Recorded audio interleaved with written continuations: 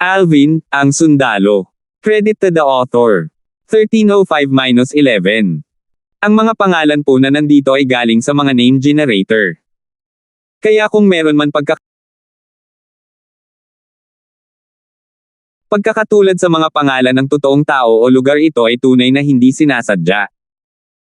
Nakatayo sa parehong lugar nang hindi gumagalaw kahit 1 pulgada, ginamit niya ang kanyang sword technique gamit ang kanyang spiritual energy at tinalo si Elaine na nasa 3rd level martial emperor stage sa isang suntok lang. Ang lakas ni Alvin ay muling nagulat sa lahat. Ang kanyang lakas ay malamang nakapantay na ng isang ordinaryong 4th level martial emperors. Siyempre, kung hindi niya magagawang talunin si Elaine sa ganoong kaikling panahon. Nagliliyab na mga titig na puno ng pagkabigla at pagtataka ay bumaba kay Alvin. Gayunpaman, sa lalong madaling panahon, ang mga titig na ito ay nagbago upang maging anticipatory.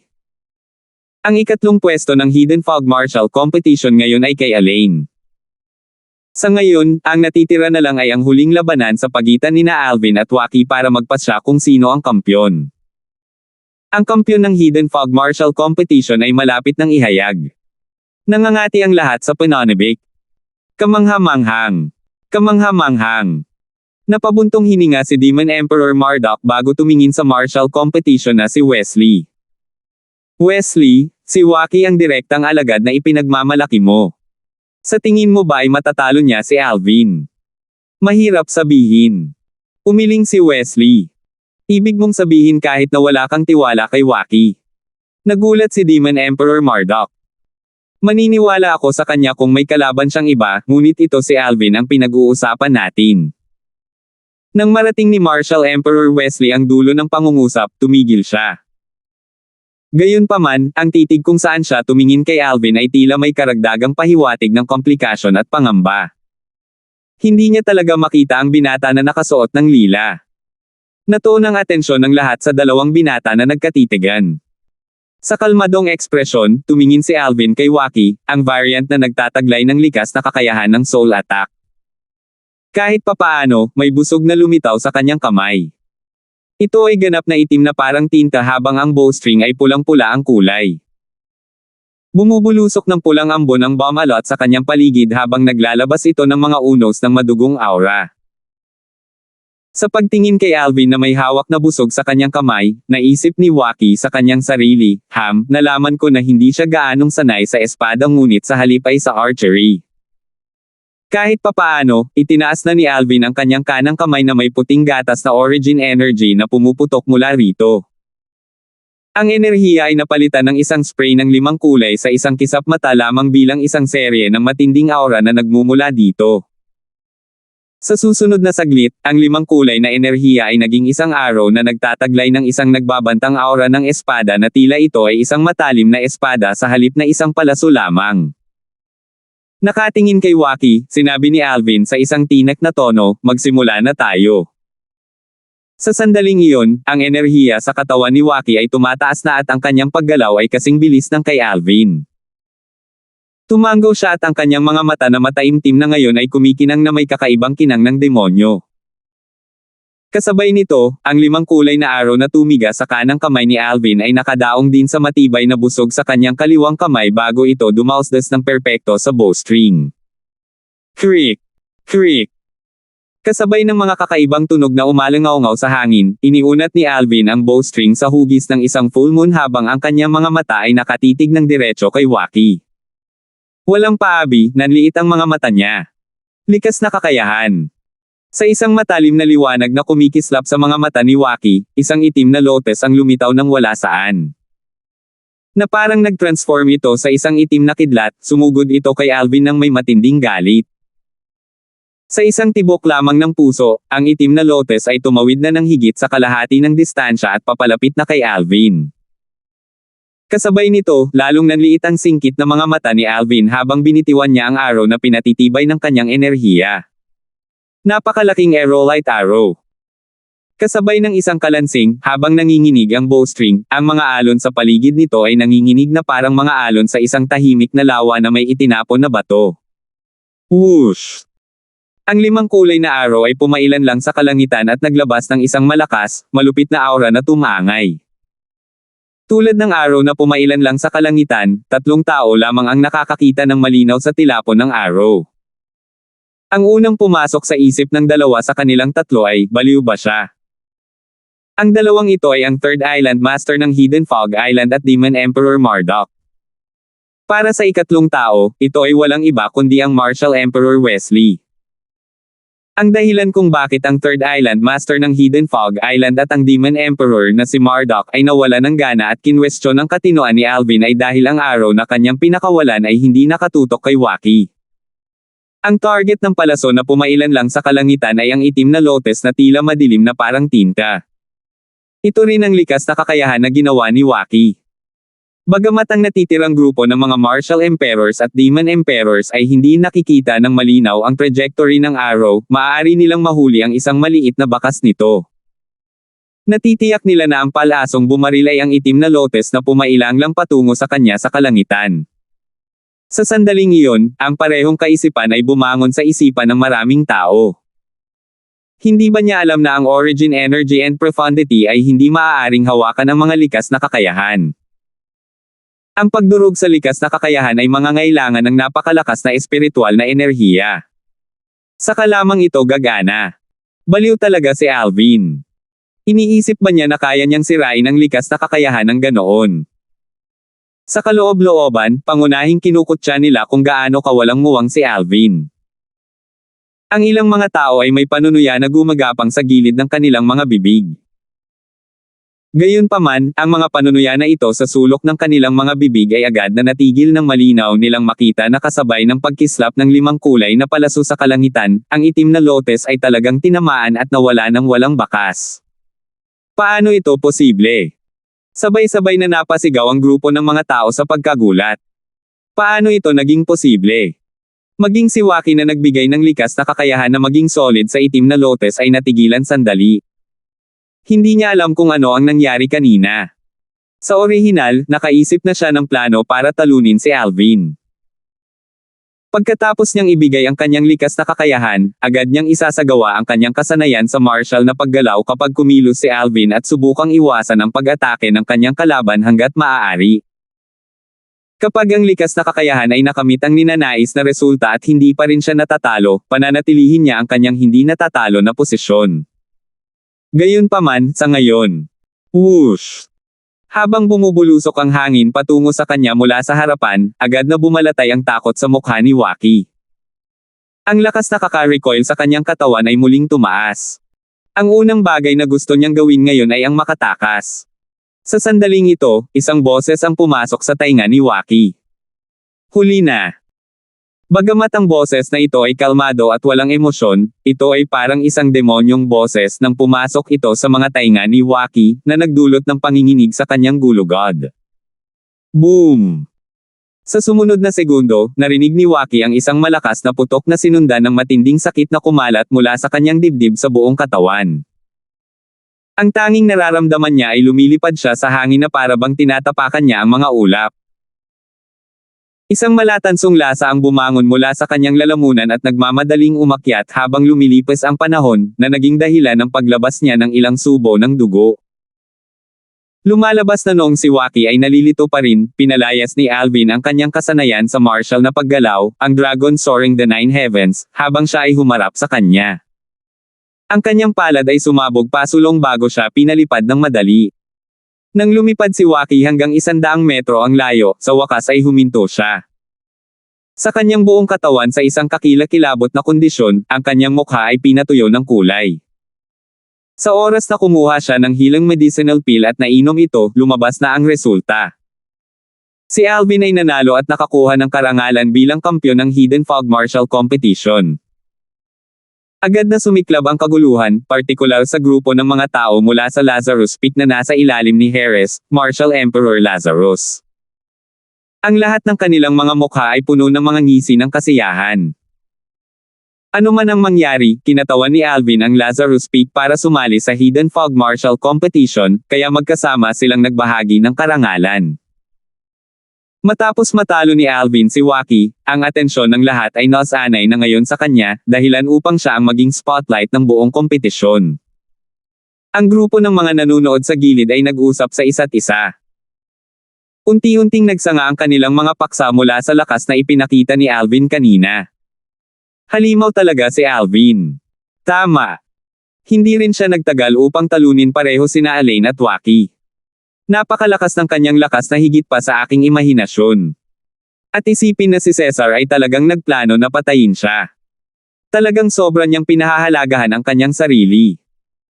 Di nagtagal, isang martial emperor ang unang bumalik sa kanyang katinoan habang sinabi niya sa mahinang boses, nagtataka ako kung paano niya talaga sinira ang likas na kakayahan ni Waki.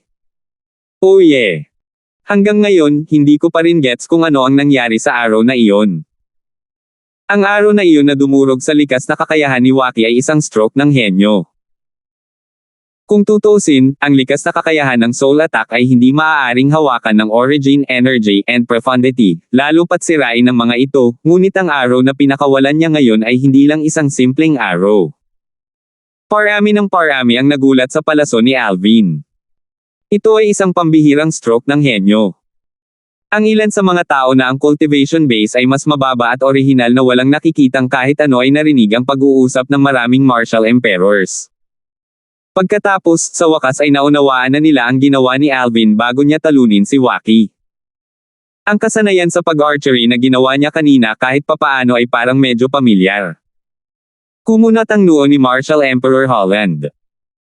Kahit papaano, naramdaman niya na parang ang husay sa pag-archery na ipinakita ni Alvin ay nagpapaalala sa isang bagay, ngunit hindi niya ito maalala. Siyempre, hindi ito dahil sa kanyang memorya ay nabigo sa kanya. Sa halip, mahirap para sa kanya na i-connecta ang araw na Samire sa Heaven and Earth wipeout na inihagis niya noong nakaraang araw gamit ang kasanayan sa archery na ipinakita niya kanina. Ito ay dahil ang palaso noong nakaraang araw ay mas nakakatakot. Pagkatapos ng lahat, ginamit ni Alvin ang arrow na nasa Royal Grade Spirit Weapon level noon. Sa kabaligtaran, ngayon, inilaan niya ang ilan sa kanyang lakas at pinatibay lamang ang kanyang sariling lakas upang maging isang palaso para sa kanyang pag-atake. Nang maraming tao ang nakakuha ng atensyon kay Alvin, ang Third Island Master ng Hidden Fog Island ay biglang nagpahayag ng maingay, na inilipat ang atensyon kay Alvin, yung mga Martial Emperors at Demon Emperors na ang mga disipulo ay nasa top 10 nanograms Hidden Fog Martial Competition, mangyaring lumapit at kunin ang iyong mga gamit sa tuktok na ito. Kung tungkol sa mga bagay na nasa tuktok, ibinahagi sa parehong oras makalipas ang 10 araw. Kaagad, ang Martial Emperors at Demon Emperors na ang mga disipulo ay nasa nangungunang 10 ng Hidden Fog Martial Competition ay kumuha ng Spatial Ring mula sa Third Island Master ng Hidden Fog Island. Ang aming mga gantimpala ay ipapamahagi lamang pagkatapos ng 10 araw. Ang isa sa nangungunang 30 kalahok ng Hidden Fog Martial Competition ay malungkot na nagtanong na nakakunot ang noo. Kung paanong ang iba sa nangungunang 30 sa Hidden Fog Martial Competition ay natarante tungkol dito, kinuha ni Alvin ang Spatial Ring na ibinigay sa kanya ni Heres. Pagkatapos niyang isagawa ang Blood Ownership Claim, nakita niya ang 10 maliliit na nakasisilaw at puting bato na tahimik na nakahiga sa loob. Ito ang mga Saint Stones. Natigilan si Alvin. Naaalala ko na mayroon ding 2 maliliit na bato na tulad nito dati sa Spatial Ring na pag-aari ni Cesar, ang nag-iisang anak na lalaki ng Second Island Master ng Hidden Fog Island. Sino te? Sino ang pumatay sa anak ko?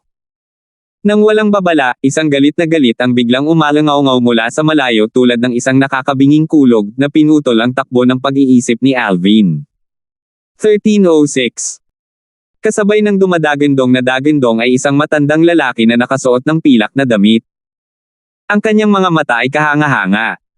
Sa sandaling iyon, malinaw na nakasulat sa buong mukha niya ang layunin ng pagpatay. Sa sandaling lumitaw ang matanda, naamoy agad ng lahat ang pulbere sa hangin.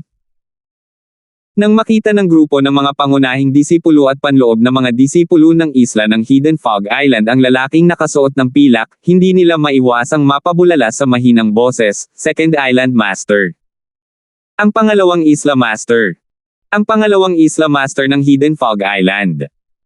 Sabay-sabay, ang iba pa mula sa Hidden Fog Island at lahat mula sa Cloud Continent ay agad na nalaman ang pagkakakilanlan ng bagong dating. Si Barry, ang second island master ng Hidden Fog Island, na ama rin ni Cesar, ang pangunahing disipulo ng Hidden Fog Island na pinatay hindi pa matagal na panahon. Sa sandaling naisip nila si Cesar, maraming mga tingin ang agad na dumapo kay Alvin ng tahimik dahil siya ang pumatay sa kanya. Pinatay mo ang anak ko. Bilang second island master ng Hidden Fog Island, nakamamatay na tumpak ang mga kasanayan sa pagmamasid ni Barry. Sa isang kisap lang ng mata, kasunod ng tingin ng mga tao, napansin niya si Alvin. Habang tinitingnan niya ang sinasabing mamamatay tao, ang kanyang mga mata ay napuno ng isang nagyayelong layuning pagpatay. Si Alvin, sa kabilang banda, ay mukhang normal na may ganap na kalmadong ekspresyon na parang hindi siya nagulat. Ang grupo ng mga tao mula sa Lazarus Peak na pinamumunuan ni Harris, gayunpaman, ay isa-isang namutla. Maging sina Kelly at Megan ay hindi napigil ang mabuhusan ng malamig na pawis para sa kapakanan ni Alvin. Pareho silang nakatitiyak na si Barry ay napagpasyahan na mamatay sa kanyang pagtatangka na patayin ang pumatay sa kanyang anak. Sa harap ng galit na Barry, walang pakialam na sumagot si Alvin na may kalmadong tingin, gusto niya akong patayin, kaya huwag mong sabihin sa akin na hindi ko siya kayang patayin. Nang gustong patayin ka ng anak ko, ang pinakamatalinong pagpipilian ay ang iunat ang iyong leeg para sa kanyang espada. Kung gayon, ikaw lang sana ang namatay. Sa kasamaang palad, nagawa mo na ang pinakakamangmanga na desisyon kailanman. Pinatay mo ang aking anak at lilipulin ko ang iyong buong sekta. Malamig na bumulong si Barry, pagkatapos mong patayin, papatayin ko ang iyong pamilya at maging ang lahat ng iyong mga kaibigan. Sa sandaling lumabas ang mga salita ni Barry sa kanyang bibig, ang buong eksena ay nagkagulo. Kahit na ang grupo ng mga tao ng Hidden Fog Island ay nadama na si Barry ay katawa-tawa. Dahil gusto ng anak ni Barry na patayin ang taong iyon, may unat lang ng taong iyon ang kanyang leeg para patayin ang kanyang anak. Anong klaseng loika iyon? Sa wakas ay nagpakita ng ilang pagbabago ang mukha ni Alvin habang dahan-dahan itong dumidilim. Sa sandaling iyon, lubos niyang naunawaan na ang pariralang, ang mga malalakas ay namumuno, ay hindi lamang nalalapat sa Cloud Continent. Kahit na nakaalis na sila sa Cloud Continent at nakarating sa Overseas Saint Island, nalalapat pa rin doon ang parirala. Nang tumaas ang hangarin sa pagpatay sa mga mata ni Barry at ang kanyang pilak na balabal ay lumipad sa hangin habang siya ay sumulong patungo kay Alvin, ang third island master ng Hidden Fog Island ay humakbang pasulong at hinaronggan ang daanan ni Barry. Ikalawang Isla Master. Malamig na nakatingin sa third island master ng Hidden Fog Island sa harapan, malamig na nagtanong si Barry, Warren, sinusubukan mo ba akong pigilan? Warren ang pangalan ng third island master ng Hidden Fog Island. Binaliwala ang malamig na kinang sa mga mata ni Barry, walang pakialam na nagpatuloy si Warren, second island master, naiintindihan ko kung bakit mo siya gustong patayin, ngunit may kailangan akong ipaalala sa iyo. Siya ang kampyon ng Hidden Fog Martial Competition sa pagkakataong ito. Dapat mong malaman kung ano ang ibig sabihin nito. So ano? Ang alam ko lang ay pinatay niya ang anak ko, kaya kailangan niyang bayaran ako ng buhay niya. Sa ngayon, hindi ko siya pinapatay sa ilalim ng pagkakakilanlan ng Second Island Master of the Hidden Fog Island. Sa halip, ginagawa ko ito bilang isang ama. Lalong kumikinang ang lamig sa mga mata ni Barry. Hindi ko hahayaang may mangyari sa kanya kasama ko dito. Umiling si Warren. Kung ganoon, papatayin kita kasama niya. Huwag mong isipin na hindi ko alam na noong pinatay niya ang anak ko, ang dahilan kung bakit hindi mo siya pinigilan ay hindi mo pa rin binibitawan ang nakaraan mong awayan. Ang pilak na balabal sa katawan ni Barry ay mas lumakas pa. Ang tensyon ay tumaas mula sa kanyang katawan at umakyat sa langit. Anong biro? Sa Hidden Fog Martial Competition, maliban sa labanan ng nangungunang 10, ang buhay at kamatayan ay hindi nababahala. Hindi lang ang anak mong si Cesar ang napatay bago naganap ang labanan sa mga nangungunang 10. Si Cesar ay mas mahina at ngayong patay na siya, ano ang kinalaman nito sa akin? Napangiti si Warren. Boom! Nang lumabas ang mga salita ni Warren sa kanyang bibig, ang galit ni Barry ay nawala ng kontrol at sumambulat kaagad.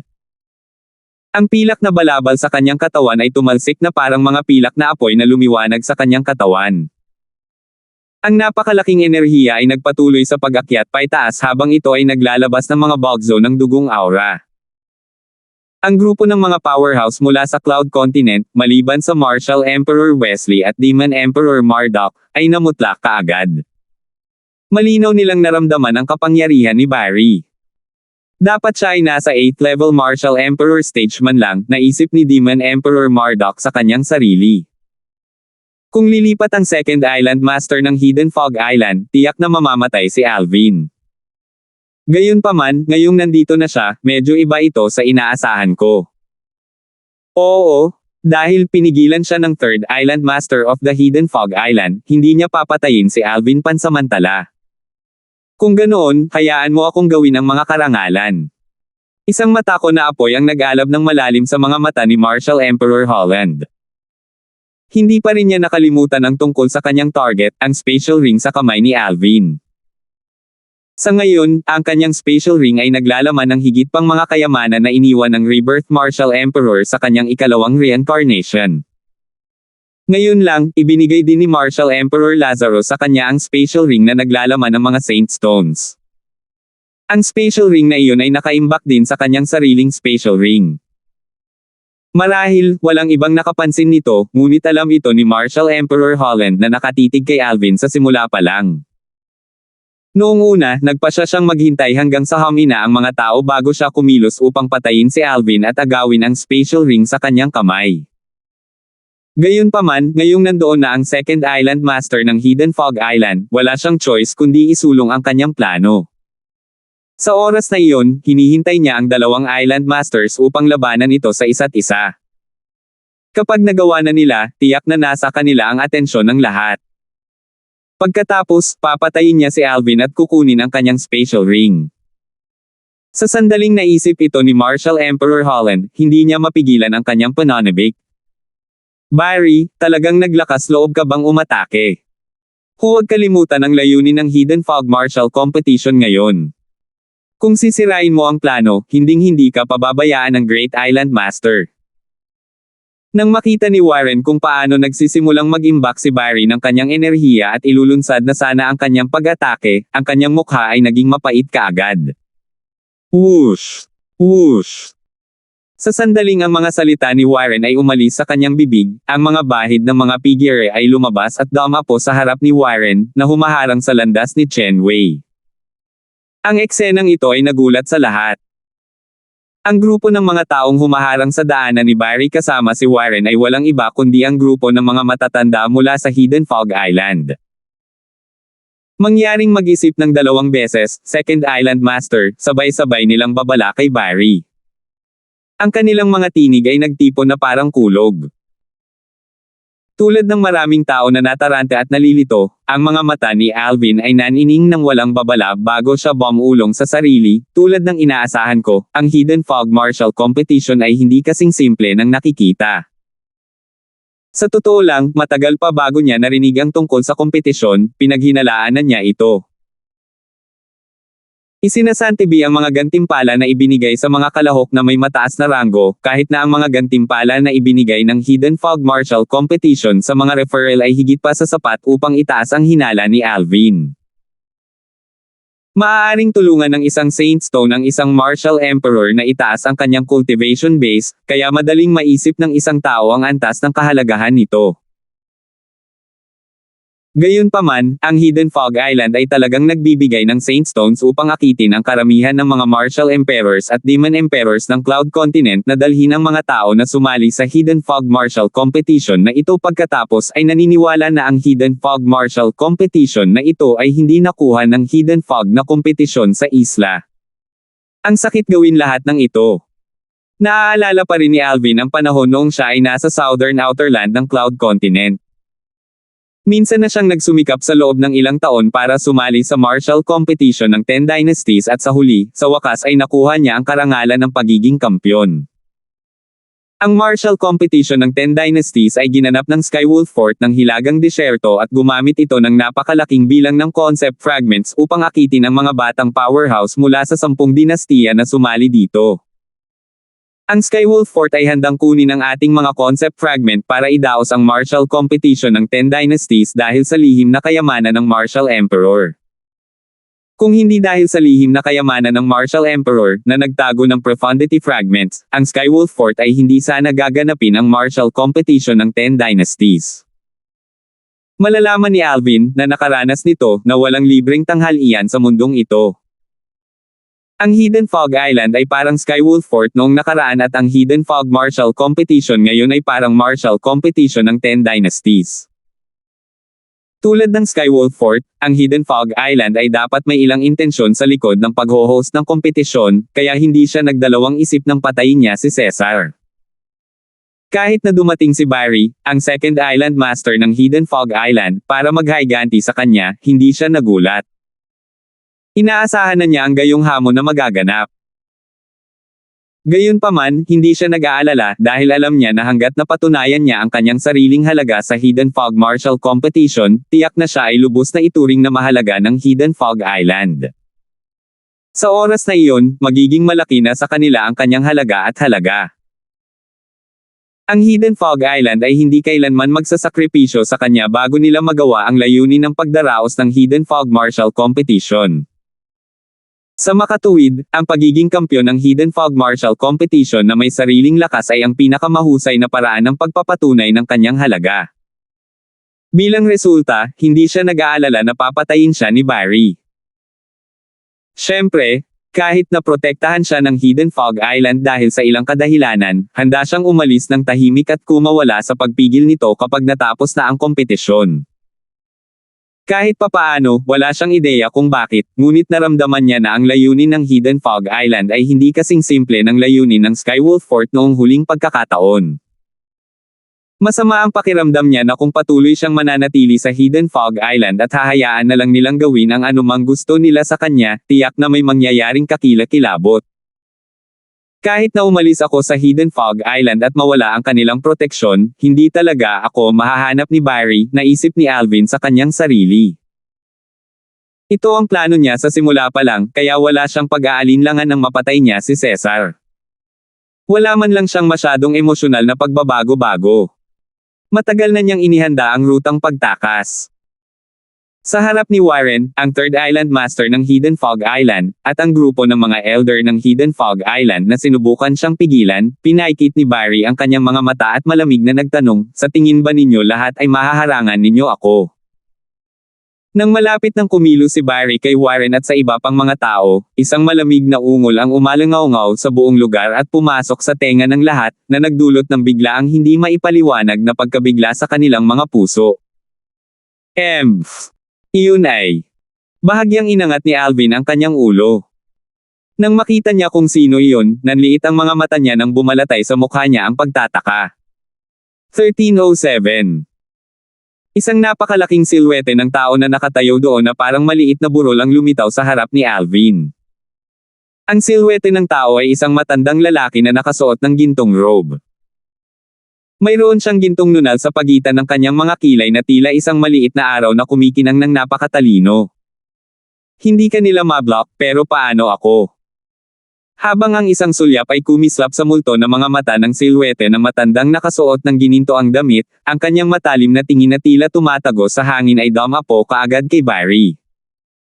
Sa sandaling dumapo ang kanyang tingin sa kanya, para itong isang napakalaking bato na dumurog kay Barry hanggang sa namutla siya kaagad. Great Island Master. Huminga ng malalim, yumuko si Barry patungo sa silhouette sa kalangitan. Isang pakiramdam ng pangamba ang lumitaw sa kanyang mga mata nang sumagot siya ng may pag-aalala, hindi ako manggahas. Kasabay nito, si Warren, ang third island master ng Hidden Fog Island, at ang grupo ng mga elder at disipulo ng Hidden Fog Island ay isa-isang yumuko patungo sa silhouette sa kalangitan. Mahusay na Isla Master. Sa pag-hover sa langit, siya ay nagpakita ng napakadakila. Siya ang Great Island Master ng Hidden Fog Island. Parang hindi siya totoong tao. I wonder kung anong teknik ang ginagamit niya. Matagal ko nang narinig na ang lakas ng Great Island Master ng Hidden Fog Island ay napakalalim at malalim hanggang sa punto na hindi ito isang bagay na madaling intindihin ng isang ordinaryong tao. Pagkatapos kong masaksihan ito para sa aking sarili ngayon, talagang tinutupad niya ang kanyang pangalan. Nakakatakot. Ang totoong tao ay wala dito at isang silhouette lang ay sapat na para mapilit ang iba. Ang lahat, kabilang ang mga Martial Emperors at Demon Emperors ng Cloud Continent, ay mararamdaman na ngayon ng malalim ang lakas ng panga ng Great Island Master ng Hidden Fog Island. Nakatingin sa silhwete ng tao sa langit, hindi napigilan ni Alvin na bumulong sa sarili, siya ang Great Island Master ng Hidden Fog Island. Anong uri ng teknik ito? Maliban sa pagkabigla, wala siyang naramdaman. Ang matandang ito ay isang powerhouse sa tuktok ng innate stage. Isang hakbang na lang at makapasok na siya sa mortal shedding stage. Sa sandaling iyon, isang boses ang umalangaw-ngaw sa loob ng katawan ni Alvin. Si Bart ang nagsasalita. Ang rurok ng innate stage. Biglang nanliit ang mga mata ni Alvin. Tama. Sa mga salita ng iyong mortal continent, ito ang rurok ng Martial Emperor stage. Sa Dao Martial Saintland, siya ay itinuturing na sa tuktok ng innate stage. Isang hakbang na lang at pupunta na siya sa mortal shedding stage, patuloy ni Bart, ang teknik na ginagamit niya ngayon ay ang innate martial eye pick. Nang katutubong yugto ay maaaring makabisado ito. Innate illusory. Tuwang-tuwa na tumango si Alvin. Anong function mayroon itong innate illusory? Sa Dao Martial Saintland, maliban sa paggamit nito para lituhin ang iba, walang gaanong magagawa ang innate illusory. Gayunpaman, sa isang lugar na kontrolado ng mga mortal, maaari itong gamitin para bluff ang mga tao, tulad ngayon, dagdag ni Bart. Kaya ganyan ang trabaho. Sa wakas ay naunawaan ni Alvin ang sinasabi ni Bart sa kanya. Ang innate illusory ay karaniwan sa Dao Martial Saintland, ngunit ito ay napakabihirang sa isang lugar na pinamumunuan ng mga mortal gaya ng Cloud Continent at Overseas Saint Islands. Gayunpaman, nang muling tingnan ni Alvin ang silhwete ng matanda na may gininto ang damit sa kalangitan, ang kanyang puso ay lumundag pa rin sa pagkamangha. Ang rurok ng Martial Emperor Stage. Ang matandang ito na may gininto ang damit, ang Great Island Master ng Hidden Fog Island, ay talagang nasa tuktok ng Martial Emperor Stage. Malamang na siya ang kumokontrol sa Hidden Fog Martial Competition. Nasa tuktok na siya ng Martial Emperor Stage, kaya ano ba talaga ang gusto niyang gawin natin para sa kanya? Si Alvin ay naguguluhan tungkol sa kanyang tunay na intensyon. Katulad noong panahon na ang lihim na kayamanan ng Martial Emperor ay natuklasan sa Hilagang Disyerto, ang mga puwersa tulad ng Skywolf Fort, ang Blade Sect at ang Five Elemental Sect ay marami ring nag-recruit ng mga batang powerhouse para lamang sa Profundity Fragment sa lihim na kayamanan. Ang lahat ng ito ay dahil ang lahat ng sariling powerhouse ng sekta ay hindi ma-access ang lihim na kayamanan ng Martial Emperor. Ang lihim na kayamanan ng Martial Emperor ay nagpapahintulot lamang sa mga wala pang 40 taong gulang na ma-access ito. Sa pagkakataong ito, ang Hidden Fog Martial Competition ay mayroon ding parehong edad na kinakailangan para sa mga kalahok na mas mababa sa 70 taong gulang. Huwag mong sabihin sa akin na may isang trove na tulad ng lihim na kayamanan ng Martial Emperor na bubuksan din. Sa sandaling naisip ito ni Alvin, umiling siya muli.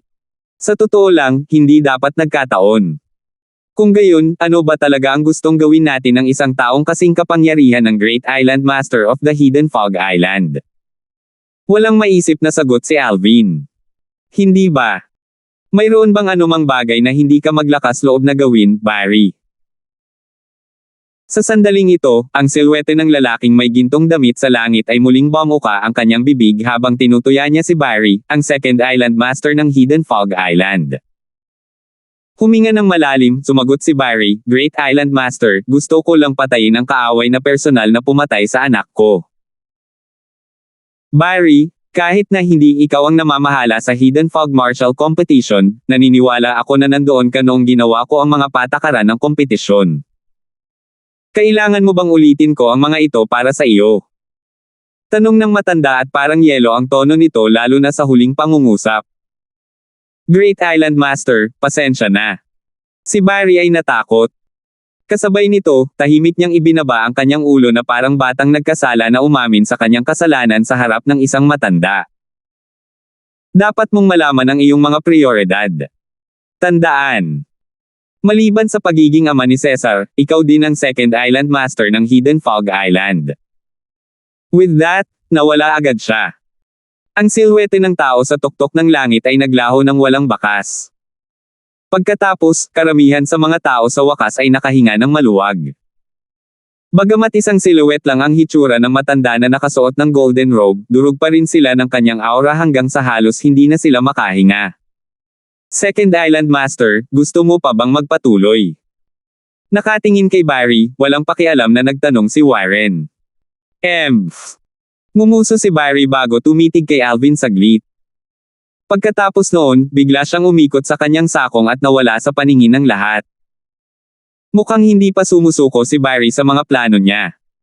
Hindi na talaga ako makakatagal sa Hidden Fog Island. Ngayong lumitaw na ang Great Island Master of the Hidden Fog Island, hindi ko akalaing maglalakas loob siyang patayin ako pansamantala.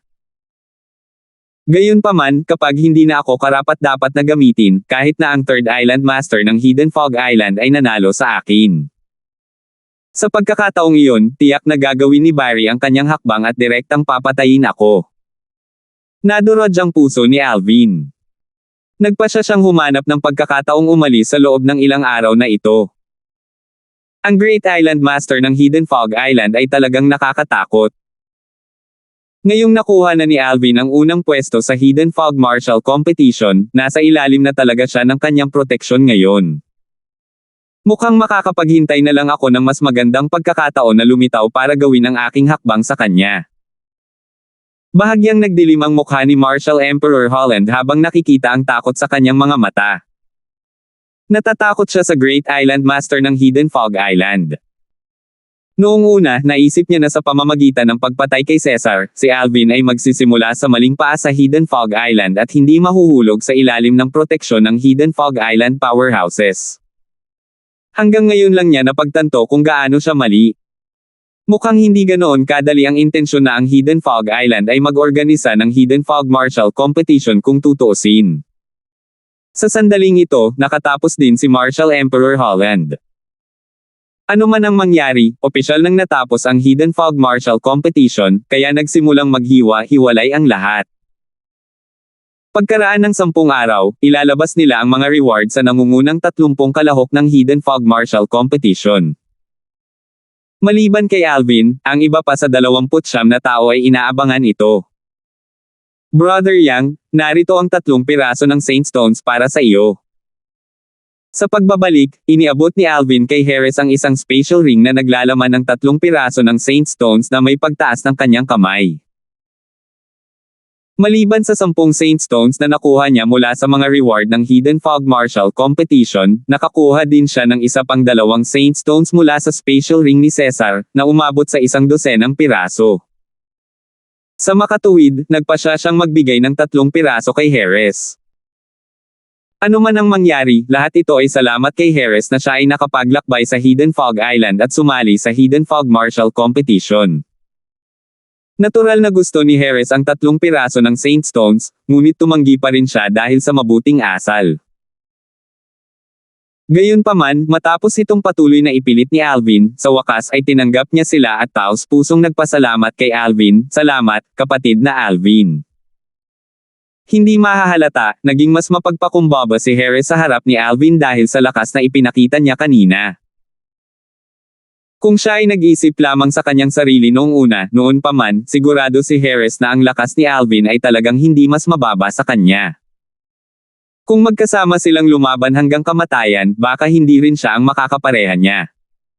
Matapos bumalik sa katimugang isla ng Hidden Fog Island, hindi agad dinala ni Alvin sina Kelly at Megan. Ngayong katatapos lang ng Hidden Fog Martial Competition, ang pag-alis kaagad ay walang alinlangan na isang hindi matalinong pagpili. Kelly, Little Megan. Dadalhin ko kayong dalawa palayo sa Hidden Fog Island sa loob ng 5 araw at babalik sa Cloud Continent. Matapos ipaalam sa 2 babae, pumasok siya sa silid at nagpatuloy sa paglilinang. 9 Dragon's War Sovereign Technique, ang Divine Dragon Form. Ang Divine Dragon Form ay ang ika-9 na anyo ng 9 Dragon's War Sovereign Technique. Ito rin ang huling anyo ng pamamaraan. Ayon sa memorya ng Rebirth Martial Emperor, ang Divine Dragon Form ay maaaring linangin hanggang sa rurok ng Martial Emperor Stage. Ang Divine Dragon Form ay isang mental cultivation technique na nililinang ko na simula noong Martial Monarch Stage. Kahit na kaya kung linangin ito hanggang sa rurok ng Martial Emperor Stage, ano ang mangyayari pagkatapos ng summit ng Martial Emperor Stage noon? Ang peak ng Martial Emperor daw ay ang tugatog pa rin sa Saint Stage. Mortal Shedding Stage at ang Saint Rudiment Stage pagkatapos ng Innate Stage hindi lang iyan, ngunit mayroon ding Saint Stage na sumusunod sa Saint Rudiment Stage.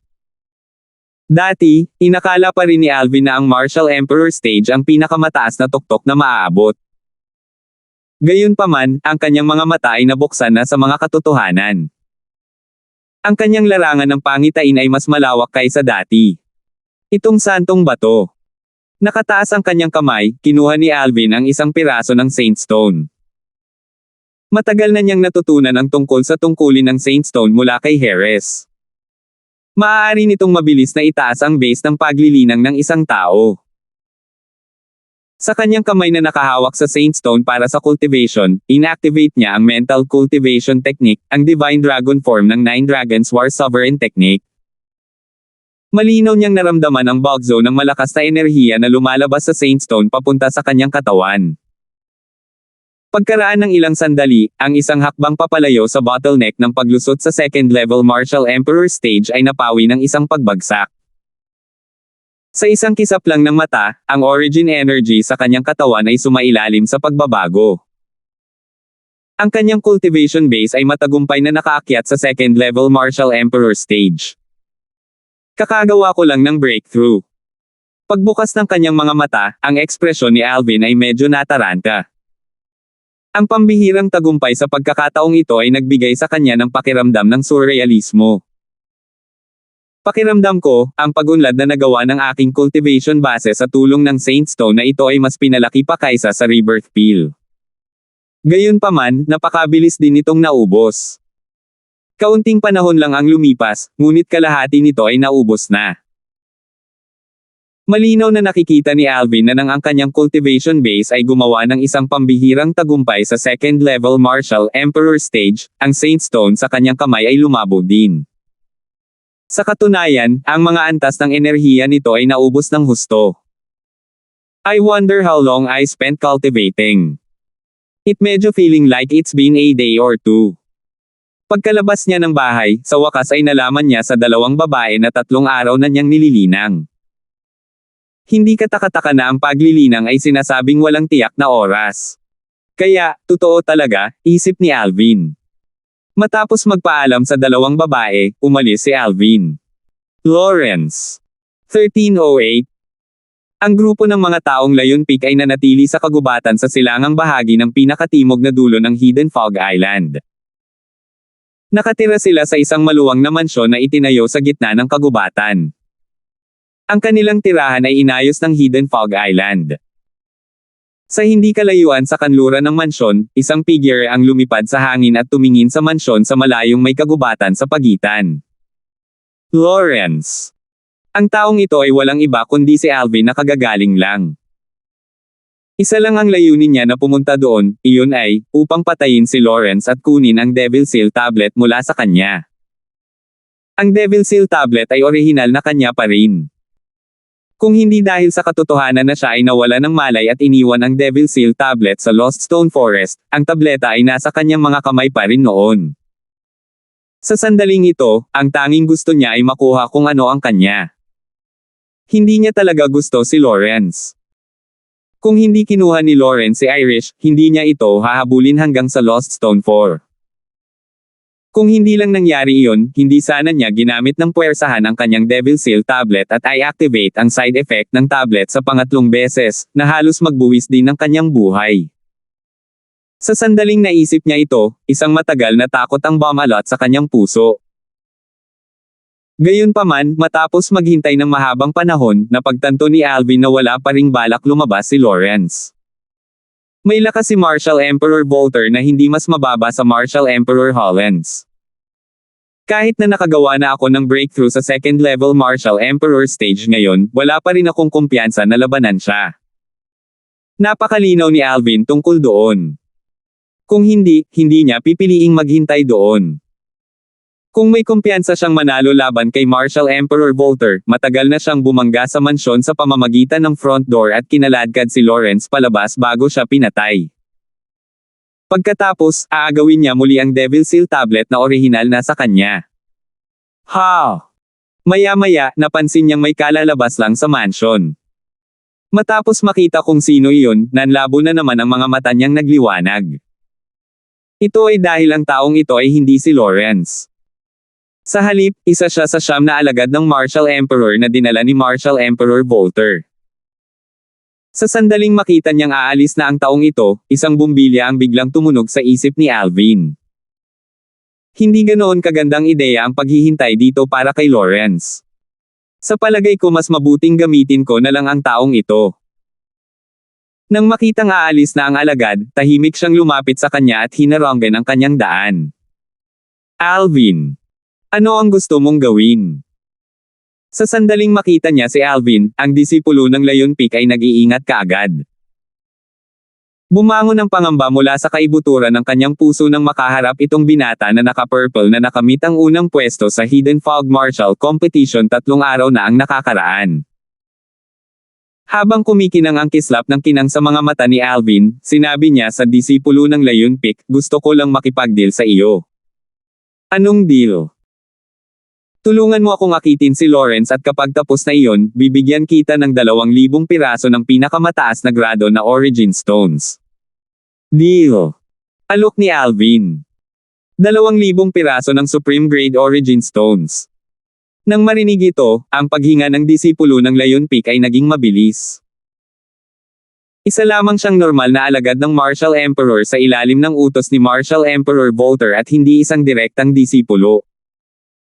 Para sa kanya, ang 2,000 pinakamataas na grado na Origin Stones ay isang malaking kapalaran. Hindi nagtagal, naging kalmado muli ang paghinga ng disipulo bago siya sumagot, si Lawrence ay direktang disipulo ni Marshal Emperor Volter. Kung magdadala ako ng anumang pinsala sa kanya, hindi ako pababayaan ni Lord Marshal Emperor. 3,000 piraso ng Supreme Grade Origin Stones. Pinutol siya ni Alvin sa kalagitnaan.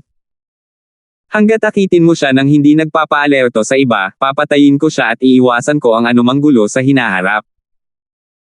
Sa oras na iyon, patay na siya at hindi ka na maisusumbong, kaya sinong makakaalam na ikaw ang nag-akit sa kanya para patayin ko?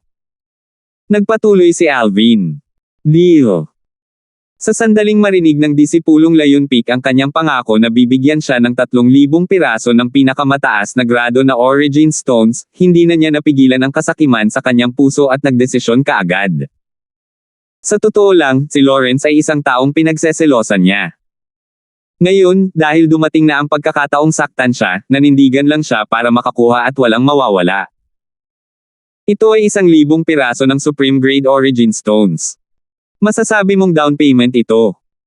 Ibibigay ko sa iyo ang iba pang 2,000 Supreme Grade Origin Stones pagkatapos ng deal. Medyo paalala lang. Huwag mo akong isipin na dayin mo ako. Kung hindi, mapapatay pa rin kita kahit na nasa ilalim ka ng proteksyon ni Le Marshal Mimperor. Nang matapos ni Alvin ang kanyang pangungusap, nagbanta siya, 3 araw na ang nakalipas, sigurado akong nakita mo rin kung gaano ko kahalaga ang Hidden Fog Island. Para maprotektahan ako, ang Great Island Master of the Hidden Fog Island na nasa tuktok ng Marshal Emperor Stage ay personal na nagpakita pa. Tiyang rurok ng Marshal Emperor Stage. Nanlaki ang mga mata ng disipulong Lion Peak nang siya ay tinamaan ng gulat. 3 araw na ang nakalipas, bagamat nakikita niya na ang Great Island Master ng Hidden Fog Island ay may malakas na lakas, hindi niya inaasahan na siya ay nasa tuktok ng Marshal Emperor Stage. Kung ang ganitong uri ng powerhouse ay papatayin ang Marshal Emperor Volter ng Lion Peak, madali niya itong magagawa sa isang kisap mata. Go! Utos ni Alvin. Matapos kunin ng disipulo ang 1,000 pinakamataas na grado na Origin Stone sa kanyang spatial ring at itago ang mga ito, tumalikod siya at bumalik sa mansyon na tinitirhan ng mga tao ng Lion Peak mula nang dumating sila. Para kay Alvin, sinundan niya ang disipulo mula sa malayo at nagtago sa isang gilid ng mansyon. Matapos itago ang sarili sa likod ng kagubatan, pinagmamasdan ni Alvin ang mansyon mula sa malayo at bumulong sa sarili, sana maakit niya talaga si Lawrence. Hindi nagtagal, nakita ni Alvin na lumabas na ang disipulo ng Lion Peak. May sumunod din sa kanya. Sa pamamagitan lamang ng pagtingin sa silhouette, masasabi niya na ang taong ito ay si Lawrence. Pagkalabas nilang dalawa ay lumabas na sila ng mansyon at tumungo sa hilaga. Matapos matiyak na walang ibang sumusunod sa kanila mula sa likuran, nagsimulang kumilos si Alvin at sinundan sila mula sa malayo.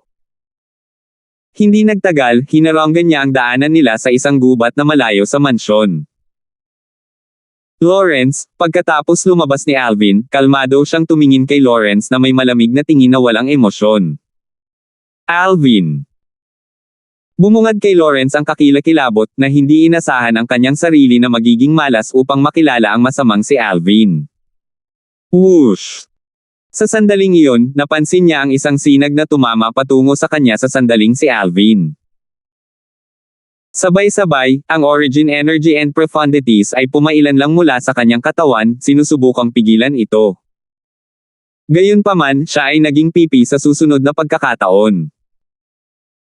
Napansin niya na pagkatapos mag-abot ng kamay ang disipulong Lion Peak upang suluhin ang mga sinag na itinapon niya, lumipad siya sa malayo at nawala sa kanyang mga mata sa isang kisap mata lamang. Nang makalapit sa kanya ang sinag na iyon, sa wakas ay napagtanto niyang isa pala itong spatial ring. Sa sandaling iyon, sa wakas ay alam niya na siya ay na-set up. Shit! Pinababa ko talaga ang bantay ko sa paligid niya. Nahulaan na niya ang nangyayari. Ang disipulong iyon ni Lion ay tiyak na nakatanggap ng suhol mula kay Alvin at tinulungan ang huli na akitin siya. Sa sandaling maalala niya ang malakas na ipinakita ni Alvin sa kanyang paningin 3 araw na ang nakakaraan, ang tanging naramdaman ni Lawrence ay ang bugzo ng lamig na bumubulusok mula sa talampakan ng kanyang mga paa hanggang sa tuktok ng kanyang ulo. Alvin, ang insidente na nangyari sa huling pagkakataon ay kasalanan ko ang lahat. Gayunpaman, iyon ay dahil sinabi sa akin ni Martial Emperor Shi-Chi na gawin iyon. Siya ang humiling sa akin na ibalik si Miss Irish sa Lost Stone Forest. Huminga ng malalim, tumingin si Lawrence kay Alvin at itinulak ang lahat ng sisi kay Martial Emperor Shi-Chi. 3 araw na ang nakalipas, bago magsimula ang Hidden Fog Martial Competition, nakilala ko na si Martial Emperor Shi-Chi. Ang kanyang lakas ay mas mababa kaysa sa akin at nang ang kanyang buhay ay nakabitin lamang sa isang hibla, sinabi niya sa akin ang lahat upang mamaalamo sa kanyang buhay. Si Alvin ay tumingin ng walang pakialam kay Lawrence. Kabilang kung bakit mo ipinagkanulo ang Lost Stone Forest. Nang marinig ang mga salita ni Alvin, si Lawrence ay natakot kaagad. Tumakas ka. Nang walang pag-aalinlangan, lumingon si Lawrence para tumakas. Anong biro? Dahil nalaman na ni Alvin ang lahat, ang dahilan kung bakit siya naroon ay hindi lamang para maghiganti para kay Irish na kanyang inagaw kundi para na rin sa misteryosong stone tablet na iyon. Kung siya ay mananatili, hindi lamang ang kanyang mahiwagang stone tablet ay maaagaw, ngunit maging siya ay papatayin din. Gayunpaman, makakatakas kaya siya. Sa isang kisap lang ng mata, muling nagpakita si Alvin sa gitna ng landas ni Lawrence at hinaranggan siya. Alvin, kaya kong ibigay ang gusto mo. Muling bumungad kay Lawrence ang takot. Sa sandaling ito, napagtanto din niya na hindi siya makakatakas sa paningin ni Alvin, kaya sa pagkakataong iyon, nagplano siya ng ideya na kunin ang Devil Seal tablet para humingi ng tawad kay Alvin sa pagkakataong ito. Sa kasamaang palad, walang intensyon si Alvin na tapusin ang pakikinig sa kanyang mga salita habang pinutol niya ito kaagad. Itigil ang walang kwentang pananalita. Ngayon, mamamatay ka. Sa sandaling lumabas ang kanyang mga salita sa kanyang bibig, siya ay sumulpot at tila siya ay nag-transform sa isang 5 kulay na banal na dragon na may duguan na bibig na nakabuka ng malawak, siya ay pamunit patungo kay Lawrence, na tila gustong lamunin siya ng buo. No! Si Lawrence ay sumigaw ng matinis sa kawalan ng pag-asa. Boom! Sa sandaling iyon, sumigaw si Lawrence at ang tanging naririnig niya ay isang malakas na tunog sa kanyang tainga.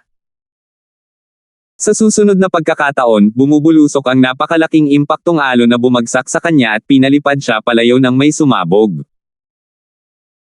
Dahil sa kadahilanang naisip ni Lawrence na tiyak na mamamatay siya at wala itong silbi kahit subukan niyang ipagtanggol ang sarili, hindi niya sinasadyang harangin ang pag-atake ni Alvin. Dahil dito, naging mahina siya at pinalipad siya ng napakalayo. Buhay ako. Buhay pa. Walang pakialam sa matinding sakit na umalangaw-ngaw sa buong katawan niya na dulot ng pagsabog ng impact wave, si Lawrence ay dumura ng dugo habang mukhang tuwang-tuwa.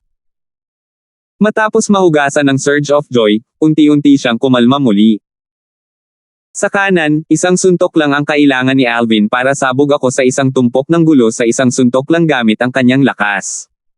Pero nang sa wakas ay huminto si Lawrence at tumingin sa malayo, napansin niya na may karagdagang figure na humaharang sa dinadaanan ni Alvin.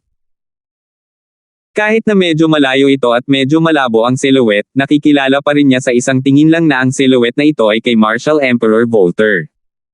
Sana mapatay niya si Alvin. Kung hindi, kung mabubuhay pa itong si Alvin, magiging sako na lang siya sa akin. Napaisip si Lawrence sa kanyang sarili. Gayunpaman, sa sandaling iyon, hindi napunta si Lawrence. Sa halip, nakatingin lang siya sa malayo. Huwag mong sabihin sa akin na ang Alvin na ito ay talagang itinago ang kanyang tunay na lakas. Sa sandaling maalala niya kung paano ipinahayag ni Alvin ang kanyang lakas ng paunti-unti 3 araw na ang nakakaraan at nagulat siya ng sunod-sunod, isang pakiramdam ng hindi magandang premonition ang lumitaw sa kanyang puso. Hindi ako maaaring magpatuloy na manatili dito. Sino ang nakakaalam kung talagang itinago ni Alvin ang kanyang lakas o hindi? Kung talagang itinago niya ang kanyang lakas at ang kanyang tunay na lakas ay talagang sapat na makapangyarihan upang talunin ang Marshal Emperor Volter, hindi ba ako mamamatay pagkatapos? Tumakas. Dapat akong tumakas. Dapat akong tumakas mula rito kung sakali. Sa sandaling ang kanyang tren ng pag-iisip ay dumating dito, si Lawrence ay agad na tumalikod at tumakas ng walang pag-aalinlangan pa. Gayunpaman, may nakalimutan siya. Kung talagang nagtataglay si Alvin ng lakas na kayang talunin si Marshal Emperor Volter, bakit niya sinasadyang humanap ng ibang tao para akitin siya? 1309. Alvin, anong galit ni Lawrence sa iyo? Bakit mo siya gustong patayin? Tanong ni Marshal Emperor Volter sa malalim na boses. Hindi sumagot si Alvin kay Marshal Emperor Volter dahil nakita na niya ang silhouette ni Lawrence na umalis. Dahil sa gulat, sabik siyang sumugod para habulin si Lawrence. Ano man ang mangyari, hinding-hindi niya mabitawan si Lawrence.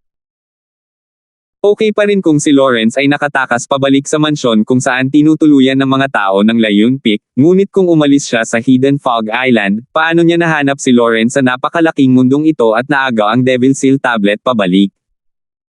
Sa kasamaang palad, sa sandaling kumikibot siya, mabilis siyang hinarang ni Marshal Emperor Volter. Scram! Siya ay nag-aalab ngayon sa pagkabalisa, gusto lamang na maabutin si Lawrence at patayin siya bago kunin ang Devil Seal Tablet. Nakalimutan na ang taong humaharang sa kanya sa harapan ay si Marshal Emperor Volter, random niyang pinalabas ang suntok. Bam! Ang suntok ay tumulak palabas na parabang ang mga burol ay naghiwa-hiwalay at ang lupa ay nahuhulog. Ang enerhiya ni Alvin ay tila nagbagong anyo sa isang 5 kulay na banal na dragon na mabilis na tumalsik habang ito ay bumangga sa Marshal Emperor Volter. Sa kasamaang palad para sa kanya, sa kabila ng malakas na bomb, madali pa ring naharang ni Marshal Emperor Volter ang kanyang pag-atake.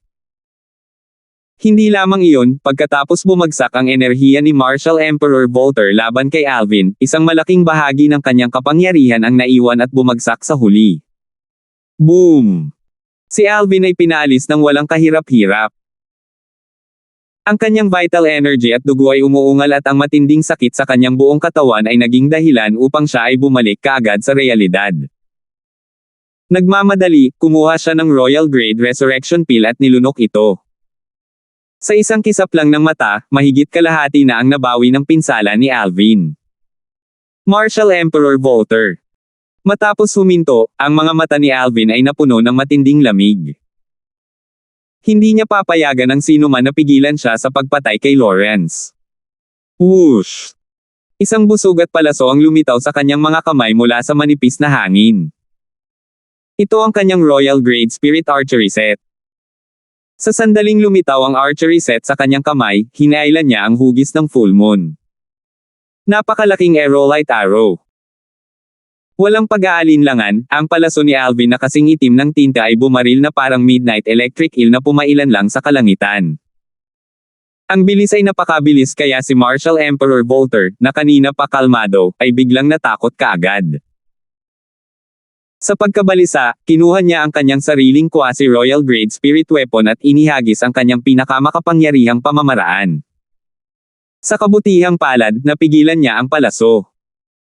Gayunpaman, ang mga labi ng enerhiya na ipinasa ng royal grade spirit weapon ay naging sanhi pa rin ng matinding panginginig ng kanyang katawan. Hindi ba talaga niya ginamit ang buong lakas niya 3 araw na ang nakakaraan? Nang muling sumulyap si Marshal Emperor Volter kay Alvin, ang kanyang mukha ay seryoso at ang kanyang mga mata ay napuno ng pangamba at pagkabalisa. Sa sandaling iyon, muling naglunsad si Alvin ng isa pang arrow. Ang arrow na ito ay kapareho ng kanina. Sa sandaling makuha niya ang unang arrow, agad niya itong ipinutok muli. Maliwanag, wala siyang balak na huminto. Whoosh! Whoosh!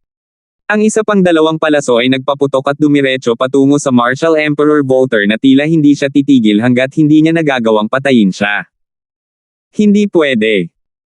Kahit na siya ay mag-cast ng pinakamalakas na Heaven Rank Advanced Martial Skill, sa ganoong lakas niya, walang paraan na ganito kalakas ang puwersa niya.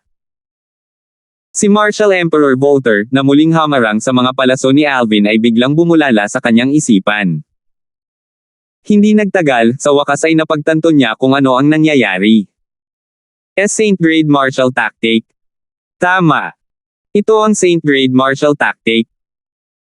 Sa wakas ay naunawaan na niya kung ano ang nangyayari at ang takot ay bumungad sa kanya.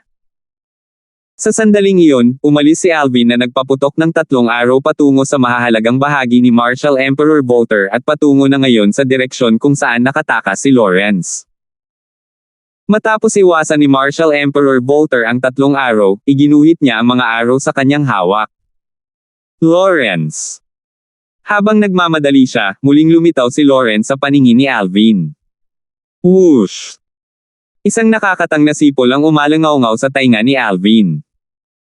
Halata na ang tunog na ito ay nanggaling sa likuran niya at alam niyang naabutan siya ni Marshal Emperor Volter. Wala na akong pakialam. Kahit na kailangan kong magsakripisyo ng isang palaso, kailangan kong patayin si Lawrence kahit anong mangyari. Nadama ni Alvin na ang kanyang oras ay napakalimitado at ang kanyang mga mata ay napuno ng intensity ng pagpatay. Sa pagtaas ng kanyang kamay, isang arrow ang dumausda sa bowstring ng matibay na bow sa kanyang kamay at sinimulan niyang itutok ang silhouette ni Lawrence. Tumigil ka! Isang dumadagandong na boses ang umalangaw-ngaw mula sa likuran ni Alvin at papalapit ito bawat segundo. Huli na! Napangiti si Alvin habang ang palaso sa kanyang kamay ay pumailan lang sa kalangitan at nawala sa isang kisap mata. Halos sa sandaling bumitaw siya sa pagkakahawak, nakita niya si Lawrence, na ginagawa ang lahat ng makakaya niya para tumakas, biglang nang inig bago bumagsak. Namatay na siya sa wakas. Nang makita ito, nakahinga ng maluwag si Alvin. Puno siya ng kumpiyansa sa sarili niyang kakayahan sa pag-archery. Ang kanyang palaso ay direktang tumago sa puso ni Lawrence.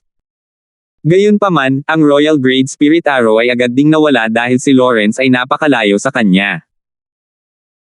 Dahil dito, hindi niya nakuha ang arrow na ginamit para patayin si Lawrence sa pamamagitan ng inscription formation na nakasulat at nakaset up sa archery set. Kahit na ito ay isang makabuluhang pagkawala, hindi siya nakaramdam ng kahit katiting na panghihinayang. Sa kanyang opinyon, hindi lamang ang arrow ang nagawang patayin si Lawrence, ngunit naiwan din nito ang Devil Seal tablet para sa kanya. Bagamat wala na ang arrow, maaari pa rin siyang maghanap ng higit pang ink steel upang pinuhin ito, ngunit kung nawala ang Devil Seal tablet, hindi ito isang bagay na mapapadalisay niya hanggat gusto niya. Boom! Boom! Boom! Noon lang, sunod-sunod na umiikot na airwave ang lumabas mula sa likod ni Alvin, nagulat sa kanya at pinilit siyang magmadaling bumunot muli ng arrow bago ito ipinutok mula sa busog. Kasabay nito, lumipad palabas si Alvin at dumapo sa palaso. Sa pag-asa sa bilis ng palaso, nagawa niyang makatakas ng ilang pulgada lamang mula sa dumadagandong na impact ni Marshal Emperor Volter na humabol sa kanya. Alvin, hindi ako makapaniwala na alam mo talaga ang Saint Grade martial tactic. Sa kasong ito, huwag mo akong sisihin na wala akong awa sa iyo, okay? Habang si Marshal Emperor Volter ay umungol ng malakas, isang parang bagyong pag-atake ang bumangga sa buong galit habang siya ay sumusugod kay Alvin na may isang kisap mata ng quasi-royal grade spirit weapon sa kanyang kamay. Sa sandaling iyon, ang Marshal Emperor Volter ay mayroon lamang intensyon na patayin siya sa kanyang pag-atake. Ang dahilan kung bakit niya sinadyang patayin siya ay hindi para ipaghiganti si Lawrence, ngunit sa halip, ito ay dahil sa Saint Grade martial tactic na ginawa ni Alvin. Kapag ang sino man ay umabot sa parehong antas ng Marshal Emperor Volter, siya ay magiging medyo sensitibo sa ilang mga isyu tulad ng Saint Grade martial tactic. Matapos niyang matiyak na ang teknik na ginamit ni Alvin ay ang Saint Grade martial tactic, ang unang pumasok sa kanyang isipan ay huwag pilitin si Alvin na ibigay ang Saint Grade martial tactic dahil alam niya na ang taktika ay matututuhan lamang sa pamamagitan ng Saint Token. Bukod pa riyan, ang mga nakakuha ng kanilang mga kamay sa Saint Token ay tiyak na mayroong isang powerhouse na umuugat sa likod nila. Ang powerhouse na ito ay malamang na nasa tuktok na ng Martial Emperor stage. Kahit na hindi siya, isang hakbang lang ang layo niya mula sa tuktok ng Martial Emperor stage at hindi siya isang tao na madali niyang makakalaban. Sa makatuwid, pagkatapos matiyak na ang pamamaraan na ginawa ni Alvin ay ang Saint Grade martial tactic, ang naiisip niya lang ay patayin siya upang hindi na siya mabuhay para magkwento. Sino ang nakakaalam kung hihilingin ni Alvin sa powerhouse na sumusuporta sa kanya na maghayganti sa kanya o hindi? Dahil may kinalaman ito sa sarili niyang buhay, hindi niya ito kayang ipagsapalaran. Matapos patayin si Alvin, maaari din niyang tingnan kung hawak niya ang Saint Token o hindi. Kung oo, kung gayon ito ay isang malaking ani para sa kanya, ngunit kahit na wala, maaari pa rin niyang maiwasan ang krisis ng pagkawala ng kanyang buhay. Mamatay. Isa na lang ang natitira sa isip ni Marshal Emperor Volter, ang patayin si Alvin para hindi na siya mabuhay para magkwento. Ngayon na mayroon na siyang intensyon na patayin siya, ang kanyang pag-atake ngayon ay ganap na walang awa, na pumipilit kay Alvin na umatras ng sunod-sunod. Nasa kritikal na sitwasyon siya ngayon at maaaring mawala ang kanyang buhay anumang oras. Bagamat ang Colossal Aerolite Arrow ay isang Saint Grade martial tactic, hindi binanggit ang katotohanan na ito ay isa ring Saint Grade martial tactic na nasa human rank mediocre grade, hindi pa rin nabawasan ni Alvin ang buong potensyal nito.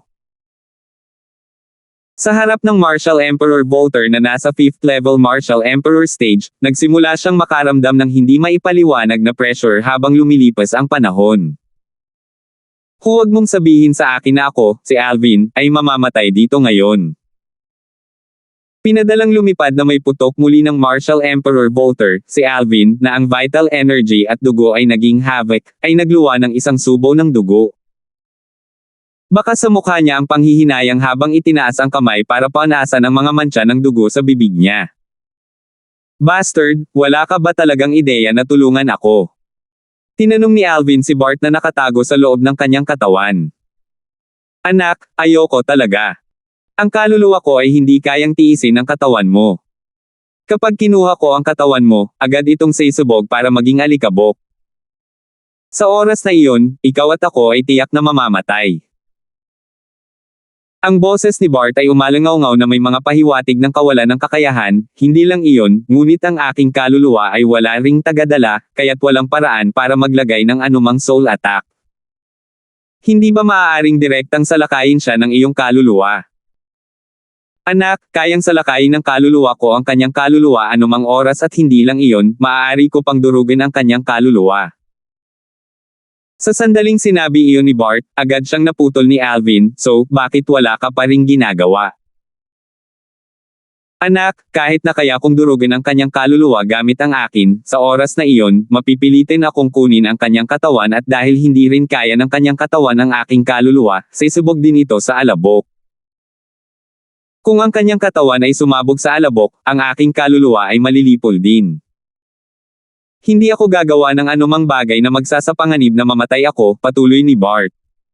Napakalinaw niya tungkol dito. Kung gusto niyang iligtas si Alvin, mapipilitin siyang mamatay kasama si Marshal Emperor Volter. Siyempre, ayaw niyang gawin iyon.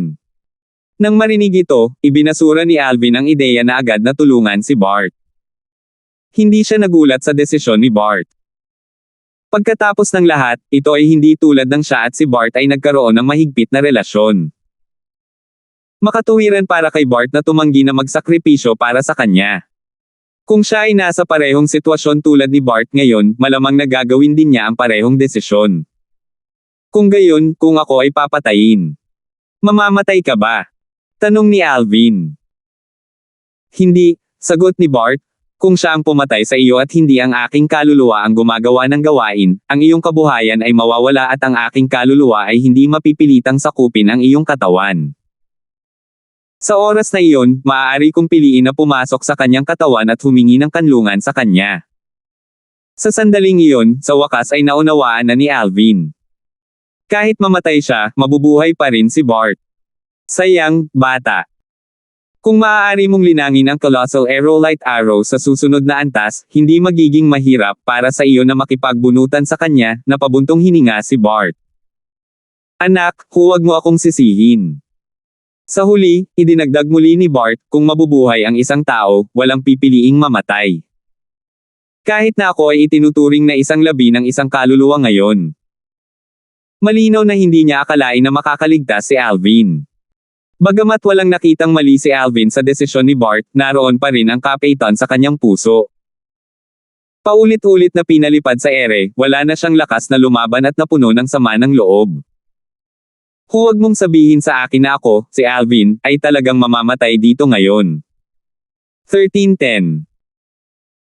Nang makitang muling nag-atake si Marshal Emperor Volter at kung paanong hindi niya makuha ang kanyang arrow sa oras para makashot, napuno ng kawalan ng pag-asa ang mga mata ni Alvin.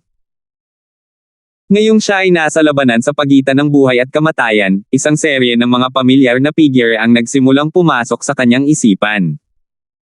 Maging siya ay nahuli ng hindi bantayan ng unang taong nagkatotoo. Ito ang kanyang ina ng reincarnation na ito, si Rosa. Ang susunod na taong lumitaw ay sina Kelly, Megan, at Irish. Pagkatapos, ito ay ang dalawang maliliit na sawa at ang gintong daga pati na ang kanyang murang ama kasama ang kanyang mga kaibigan. Matingkad sa kanyang isipan ang kanilang magagandang boses at masasayang ekspresyon. Gayunpaman, sa sandaling iyon, naramdaman niyang napakalayo na nila at natatakot siyang hindi na niya ito muling makikita. Paalam. Habang nagbubuntong hininga si Alvin sa kanyang puso, ang lahat ng kanyang pag-asa ay nawasak. 1 pulgada lang ang layo ng silhouette ni Marshal Emperor Volter. Naramdaman pa ni Alvin ang aura ng kamatayan na papalapit sa kanya. Ha! Si Alvin, na ang pag-asa ay nabigo at handa ng mamatay, biglang napansin na ang pag-atake ni Marshal Emperor Volter ay hindi man lang dumapo sa kanya. Tulad ng nagulat siya. Scram! Isang pamilyar na malambot na boses ang umalangaw-ngaw, biglang lumitaw. Sa susunod na pagkakataon, ang tanging naramdaman ni Alvin ay isang malakas na pagbuga ng puwersa na sinamahan ng isang serye ng nagyayelong aura na tumangay palabas. Bagamat hindi ito nakadirekta sa kanya, pinaalis pa rin siya.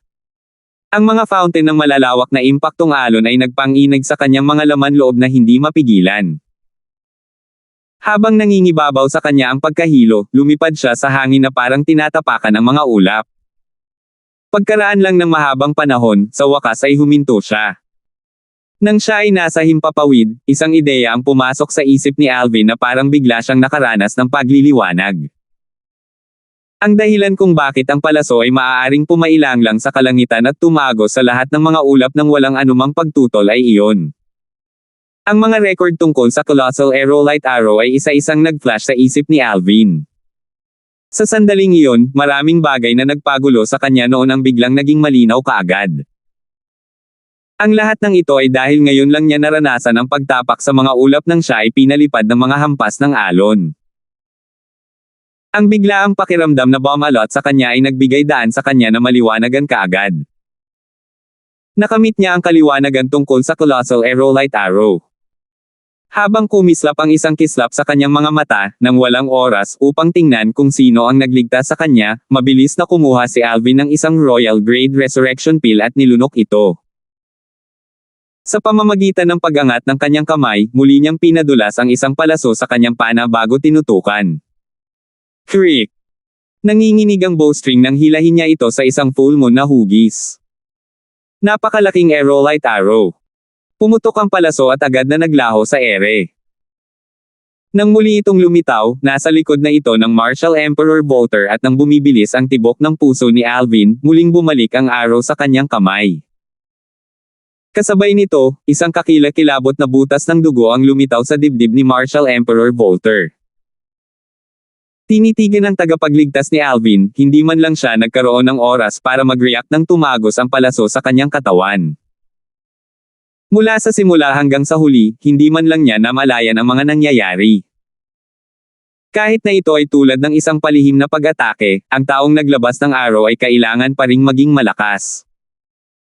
Kung hindi, hindi niya matagumpay na nagawa ang kanyang palihim na pag-atake. Ikaw ay imposible. Ang bibig ni Martial Emperor Bolter ay bumulwak ng sariwang dugo at ang kanyang katawan ay nasa bingit ng pagbagsak habang nakatitig kay Alvin na nakatayo sa malayo. Ang kanyang mukha at mga mata ay puno ng ganap na kawalang paniwala. Hindi niya naintindihan kung paanong ang isang taong ganap na walang kapangyarihan upang ibalik ang anumang pag-atake at napakalapit na sa kamatayan ay maaaring biglang magpalayas ng napakalakas na pag-atake. Hindi niya naramdaman ang palaso noon pa man. Sa huli, sa wakas ay ipinikit ni Martial Emperor Bolter ang kanyang mga mata at nahulog na wala sa mundong mortal magpakailanman. Ang kilalang Martial Emperor Bolter ng Cloud Continent ay bumagsak ng ganoon, napatay sa pamamagitan ng kamay ng isang binata. Kahit na sa sandaling malapit na siyang mamatay, kung kailan may kaunting kamalayan pa rin sa loob niya, hindi niya pa rin maintindihan kung bakit ang isang binata na muntik na niyang mapatay ay biglang makakapagpalabas ng ganoong kalakas na pag-atake. Kung maaari sana siyang gumawa ng ganoong kalakas na pag-atake noon pa man, gaano man siya kawalang silbi, magagawa pa rin niyang makipagbunutan sa kanya at hindi malagay sa isang sitwasyon kung saan siya ay lubos na pinigilan at walang kapangyarihan. Sa katunayan, hindi lamang hindi maintindihan ni Martial Emperor Bolter, ngunit maging si Alvin ay hindi inaasahan na maliliwanagan sa sandaling iyon. Ang kaliwanagan sa split second na iyon ay nakatulong sa kanya na gumawa ng isang pambihirang tagumpay sa Colossal Aerolite Arrow sa isang ganap na bagong antas, na nagpapahintulot sa kanyang lakas na makaranas ng isang paglukso sa pag-unlad.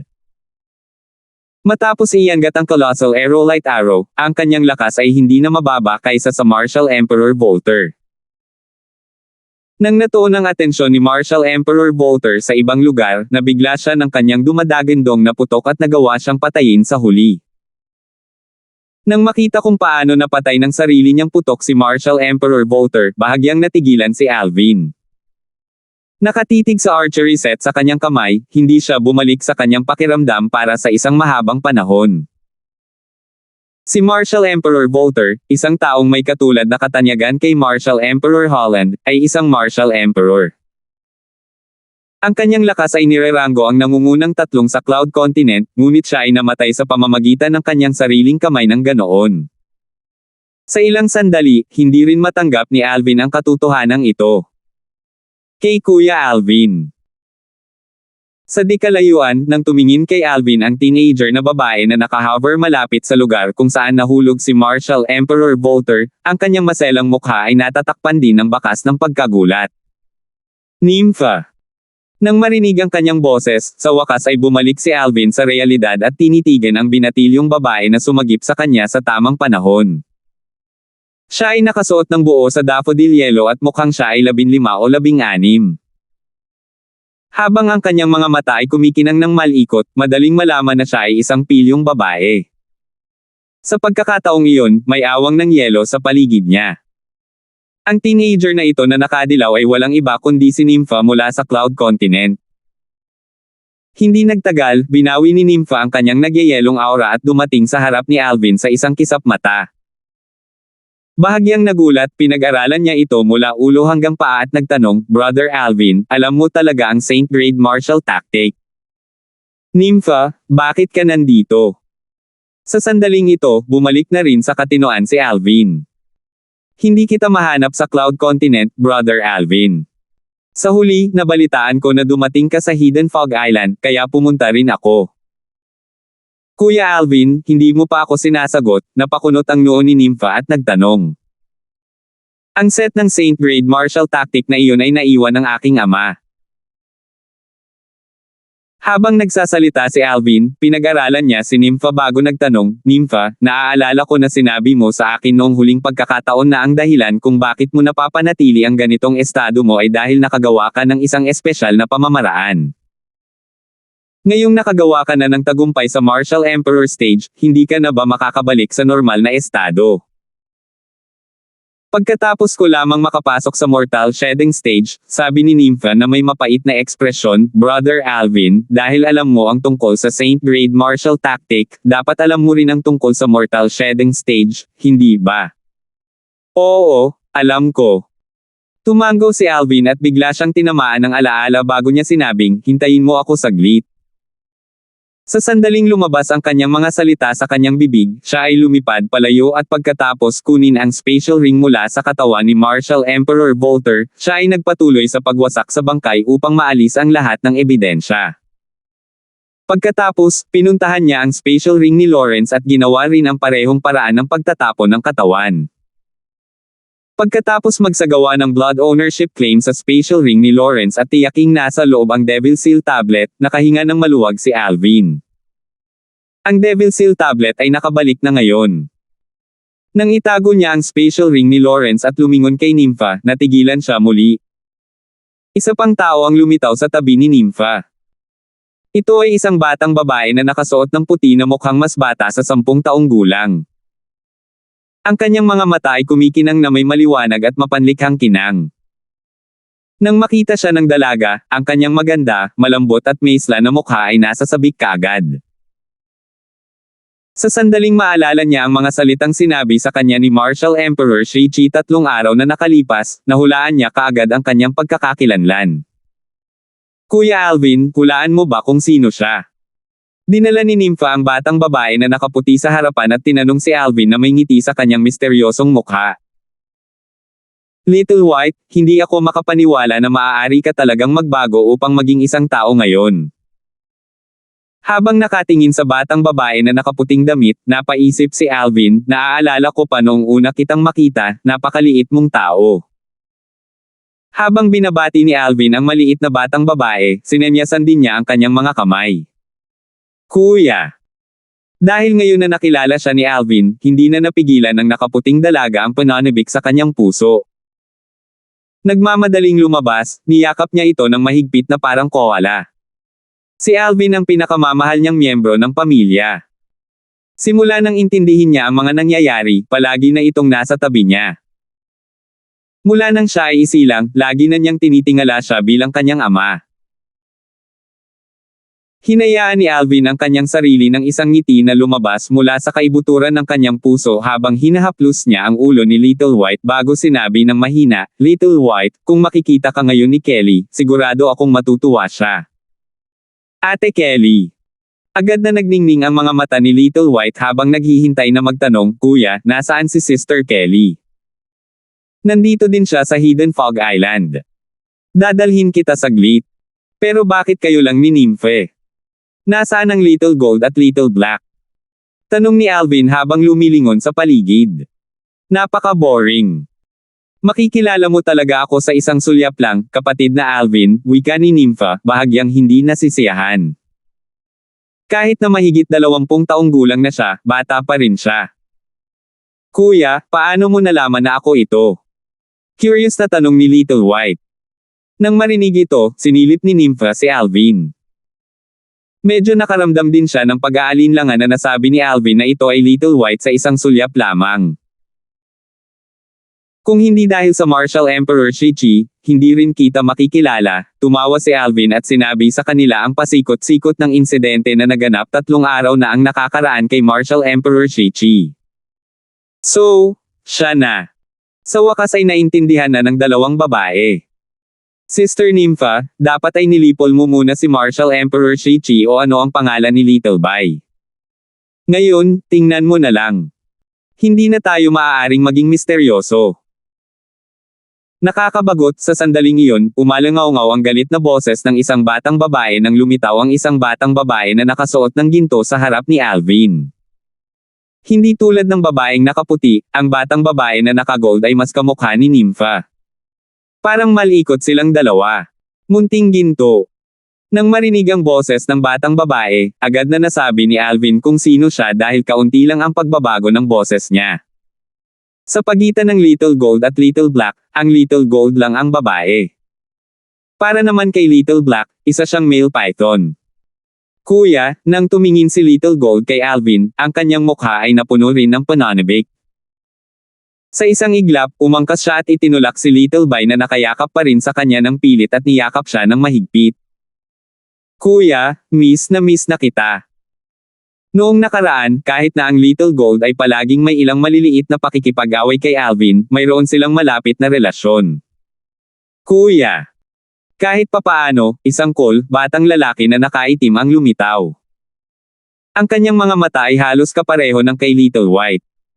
Nang tumingin siya kay Alvin, ang kanyang mukha ay napuno rin ng kilig. 1311. Sa pagtingin sa cool, batang lalaki na nakasuot ng itim, madaling mahulaan ni Alvin ang kanyang pagkakakilanlan. Little Black. Ang hitsura ni Nympha at ng tatlong maliliit na lalaki ay walang dod ang sorpresa kay Alvin. Dahil labis na namiss ng tatlong maliliit na lalaki sina Kelly at Megan, bago pa matukoy ni Alvin si Nympha, dinala na niya sila pabalik sa mansyon kung saan tinutuluyan ng mga taga Lazarus Peak mula nang sila ay mapadpad. Pagkatapos nilang bumalik sa kanilang sariling bakuran. Young Master, sila na. Nang makita ni Kelly si Alvin na bumalik, napuno siya ng kagalakan, ngunit nang makita niyang nakasunod sa likuran niya ang 4 pang tao, natigilan siya. Nang marinig ang boses ni Kelly, alam din ni Megan na bumalik na ang kanyang kasintahan. Gayunpaman, nang makita niyang sinusundan siya ng 4 na tao, natigilan din siya. Para kina Kelly at Megan, si Nympha at ang tatlo pa ay, walang duda, mga hindi pamilyar na mukha. Ate Kelly. Ate, Megan. Hindi nagtagal, itinapon ni Little White ang kanyang sarili sa mga bisig ni Kelly habang ang Little Gold ay ginawa rin ito kay Megan. Ang dalawang maliliit na lalaki ay labis na emosyonal na parabang sila ay dalawang nawawalang bata na sa wakas ay nakauwi na pagkatapos maglibot sa loob ng maraming taon. Walang alinlangan, nagulat ang mga babae sa kanilang mga aksyon. Matapos ipaliwanag ni Alvin ang lahat sa kanila, sa wakas ay napagtanto ng kanyang mga kasintahan kung ano ang nangyayari. Kaya, ang dalawang maliliit na batang babae na ito ay ang maliit na puting sawa at ang maliit na gintong daga mula sa kanyang nakaraan. Little Bai, hindi ko inasahan na ikaw talaga. Little Black ka, di ba? Siyempre, natuwa si Kelly ngayong bumalik na si Little White. Sa sumunod na sandali, nalipat ang atensyon niya sa binata na nakatitig sa kanya sa malapit.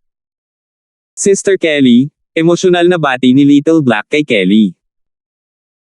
Nang siya at ang kanyang nakababatang kapatid na babae, si Little White, ay isinilang lamang, sina Alvin at Kelly ang unang mga mukha na kanilang nakita. Kaya naman, nagkaroon sila ng espesyal na pagmamahal para sa kanilang dalawa. Sa kanilang mga mata, hindi lang sila magkakapatid ang dalawa. Sa halip, sila ay mas katulad ng kanilang mga magulang. Sila ang mga taong iginagalang nila at ang pinakamahalagang tao din sa kanilang mga puso. Munting ginto, ganap kang nagbago. Halos hindi nakita makilala ngayon, bulalas ni Megan. Sa pag-obserba kung paano ang dalawang babae ay ganoon kakaibigang makipag-usap sa mga maliliit na kasama, sinenyasan ni Alvin si Nympha at tumabi. Agad na lumipat ang kanyang tingin kay Nympha bago nagtanong, Nympha, kung hindi ako nagkamali ng hula. Dapat ay taga daw Marshall St. Land ka, di ba? Kuya Alvin, masasabi mo ba? Medyo nagulat si Nympha. Kung hindi ko pa rin makuha ito sa ngayon, ako na ang pinakamalaking tanga kailanman. Ngumiti si Alvin ng mapait. Akala ko noong una ay mula ka sa Han Clan, isa sa dalawang dakilang sinaunang angkan sa Cloud Continent noong una. Ang Han Clan. Isang sulyap ang sumilay sa malikot na mga mata ni Nympha habang siya ay sumagot, bagamat hindi ako mula sa maliit na Han clan na iyon, mayroon talagang koneksyon sa pagitan ng aking angkan at ng kanilang angkan. Ang ninuno ng Han ay masasabing nagmula sa aming angkan. Oh, nakikita ko. Sa wakas ay naunawaan na ni Alvin. Kasabay nito ang pagkabigla rin ng kanyang puso. Hindi kailanman sumagi sa kanyang isipan na ang ninuno ng Han clan ay talagang nagmula sa Dao Martial Saint Land. Ang Han clan ay isa sa dalawang dakilang sinaunang angkan ng Cloud Continent. Ang Rebirth Martial Emperor ay nagkaroon ng ilang pakikitungo sa kanila noon. Kaya, naiintindihan niya ang mga ito sa isang lawak. Gayunpaman, kahit na ang Rebirth Martial Emperor ay wala ring ideya na ang ninuno ng Han ay talagang nagmula sa Dao Martial Saint Land. Ang Rebirth Martial Emperor ay hindi man lang alam ang tungkol sa Dao Martial Saint Land. Pagkatapos, nalaman din ni Alvin kung ano ang ginawa nila sa ilalim ng pamumuno ni Nympha sa Cloud Continent nang ibalik niya ang maliliit na kasamahan. Tiyang Alvin Sect ang pinakamalakas na sekta sa Cloud Continent. Matapos matuklasan na ang Alvin Sect ay nangingibabaw sa Cloud Continent sa ilalim ng pamumuno ni Nympha bilang acting sect leader, si Alvin ay lubos na nataranta. Gayunpaman, nang biglang huminto ang kanyang pag-iisip at naalala niya ang kanyang lakas, muli siyang napanatag. Dahil sa kanyang lakas ngayon, hindi magiging mahirap para sa kanya na pamunuan ang Alvin Sect upang maging pinakamalakas na sekta sa Cloud Continent. Sa antas ng lakas ko ngayon, sa lahat ng mga Martial Emperors na aktibo sa ibabaw ng Cloud Continent, tanging si Martial Emperor Wesley lang ang makakatalo sa akin. Para naman kay Martial Emperor Holland, makakasama lang niya ako, buong kumpiyansang pagtatapos ni Alvin. Siyempre, nalalapat lang ito sa lahat ng Martial Emperors na aktibo sa ibabaw ng kontinente. Malawak ang Cloud Continent at tiyak na maraming Martial Emperors ang nagtago sa kanilang sarili mula sa mundo. Hindi katakataka kung ang ilan sa kanila ay mas makapangyarihan pa kaysa sa Martial Emperor Wesley. Higit pa rito, higit pa ang natutunan ni Alvin mula kay Nympha, kasama na kung paano si Jerome, ang disipulo ng Han clan na naglipol sa Northern Mountain Loose clan sa Southern Outer Land ng Cloud Continent, ay pumunta sa Alvin Sect para lamang pinatay niya. Sa isang kislap na kumikislap sa kanyang mga mata, emosyonal na napabuntong hininga si Alvin, hindi ako makapaniwala na napakaraming bagay ang nangyari sa lahat ng oras na ito kaya wala ako. Nympha, salamat sa iyo. Kung hindi ka pa naroroon, natatakot ako na baka nawasak na ang Alvin Sect. Kung wala na ang Alvin Sect, wala siyang pakialam dito. Ang mas inaalala niya ay ang mga taong nagpumilit na manatili at piniling mapahamak kasama ng Alvin Sect sa ilalim ng mga banta ni Jerome, ang disipulo ng Han clan. Kapatid na Alvin, bakit napakagalang mo sa akin? Umiling si Nympha habang nakangisi. Pagkatapos, kumislap ang kanyang malikot na mga mata habang nagtanong, Brother Alvin, ngayon lang, sinabi mo sa akin na ang set ng Saint Grade Martial Tactic ay ipinasa sa iyo ng iyong ama. Hindi ba ang iyong ama ay mula sa Southern Outer Land ng Cloud Continent? Paano niya malalaman ang tungkol sa Saint Grade Martial Tactic? Ang Saint Grade Martial Tactic ay mula sa Dao Martial Saint Land. Kahit na ang Cloud Continent ay nagmamay-ari nito, ito ay nasa kamay lamang ng dalawang dakilang sinaunang angkan. Siyempre, ito ay nasa ibabaw lamang ng Cloud Continent. Maliban sa dalawang dakilang sinaunang angkan ng Cloud Continent, may kilala siyang iba na nag-cultivate ng Saint Grade Martial Tactic at ang taong ito ay isang taong masasabing karelasyon niya. Talagang taga Southern Outer Land ng Cloud Continent ang tatay ko. Gayunpaman, nang malaman ko na kung ano ang nangyayari, wala na siya. Pagkalipas lang ng mahigit 20 taon, sa wakas ay nagpakita siya muli, ibinahagi ni Alvin ang sitwasyon ng pagbabalik ni Raymond at ang kwento kung paano niya dinala ang kanyang ina nang hindi nawawala ang anumang detalye. Binanggit din niya ang iniwan ni Raymond para sa kanya. 3 daw talisman na naiwan ng isang Saint Rudiment Stage Dao Cultivator. Nang marinig ang mga salita ni Alvin, hindi maiwasan ni Nympha na mapuno ng pagtataka. Brother Alvin, mukhang isang makapangyarihang tao ang tatay mo sa Dao Martial Saint Land. Ang Dao Talisman na ginawa ng isang Saint Rudiment Stage na Dao Cultivator ay hindi isang bagay na maaaring makuha ng isang ordinaryong tao. At least, isang ordinaryong martial, Dao, o Devil Cultivator sa Mortal Shedding stage ng Mortal Shedding, o kahit na isang taong makakahanap na rin ng stage ng Mortal Shedding mahirap makuha ang Dao Talismans na iginuhit ng isang Saint Rudiment Stage Dao Cultivator. Ang Dao Talisman ay hindi isang bagay na madaling makuha kahit isang Saint Rudiment Stage Dao Cultivator, patuloy ni Nympha. Kung ganoon, sinasabi mo ba na ang tatay ko ay isang taong may cultivation base sa itaas ng stage ng Saint Rudiment? Tanong ni Alvin. Oo, dapat siya ay nasa stage ng Saint Rudiment, pagkumpirma ni Nympha. Matapos marinig ang kanyang pagsang-ayon, isang hindi maipaliwanag na pagkabigla ang bumalot sa puso ni Alvin. Hindi sumagi sa isip niya na ang mura niyang ama na iyon ay talagang isang tao na nasa stage ng Saint Rudiment man lang. Ayon kay Bart, ang Saint Stage ay dumating pagkatapos ng Saint Rudiment Stage. Kapag ang isa ay gumawa ng isang pambihirang tagumpay sa Saint Stage, ang isa ay ituturing na isang powerhouse ng Saint Stage. Ang powerhouse ng Saint Stage ay napakalakas na kaya niyang ihulog ang isang bundok at pakuluan ng dagat upang makagawa ng asin. Habang siya ay nakahawak sa pagkabigla sa lakas ng kanyang cheapskate na ama, si Alvin ay interesado rin sa puwersa sa likod ni Nympha. Nympha, anong uri ng puwersa ang ginagamit ng iyong angkan sa Dao Martial Saint Land? Napakalakas ba nito? So, I guess.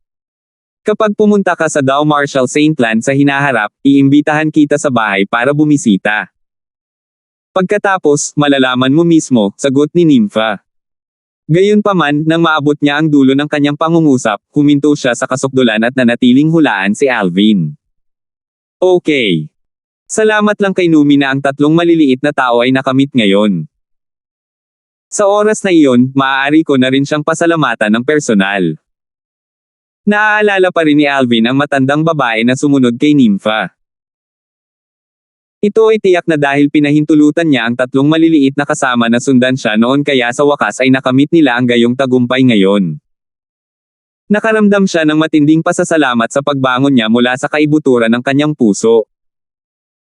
Brother Alvin, tinitingnan ang iyong lakas ngayon, sigurado akong nakatagpo ka ng ilang hindi inaasahang pagkikita nitong mga taon. Sa palagay ko, kahit na hindi sila umalis kasama si Numi noon, hindi rin sila magiging masama ngayon. Tumawa si Nympha. Saang cultivation base sila ngayon? Nagtataka si Alvin. Noon pa lang, nang makita niya ang tatlo, naramdaman na niya ang aura ng Demon Emperor mula sa kanila. Bilang isang Martial Emperor stage powerhouse mismo, hindi niya ginamit ang kanyang spiritual energy para imbestigahan sila. Gayunpaman, curious pa rin siya sa kanilang lakas. Ang Little White at Little Gold ay nasa 7th level Demon Emperor stage na ngayon. Para sa Little Black, nakapasok na siya sa 8th level Demon Emperor stage 2 linggo na ang nakakaraan, sagot ni Nympha. 7th level Demon Emperor stage. At 8th level Demon Emperor stage. Natarante si Alvin sa kanyang mga salita. Nang sa wakas ay bumalik na siya sa kanyang katinoan, agad niyang tiningnan ang tatlong maliliit na lalaki na nakikihalubilo kay Kelly at Megan na may pusong puno ng pagkamangha. Ganun na ba talaga sila kalakas ngayon? Sa susunod na pagkakataon, gumawa ng komento si Nympha na lubos na natigilan kay Alvin. Dahil sa pag-unlad ng Little White at Little Gold, malamang na makakagawa sila ng tagumpay sa 8th level Demon Emperor stage sa loob ng 3 buwan, dagdag ni Nympha. Sa wakas ay nakabangon lang si Alvin mula sa kanyang pagkabigla pagkaraan ng mahabang panahon. Tumingin kay Nympha, tinanong niya, Nympha, why ang lakas mo ngayon ay hindi mas mababa sa kanila, di ba?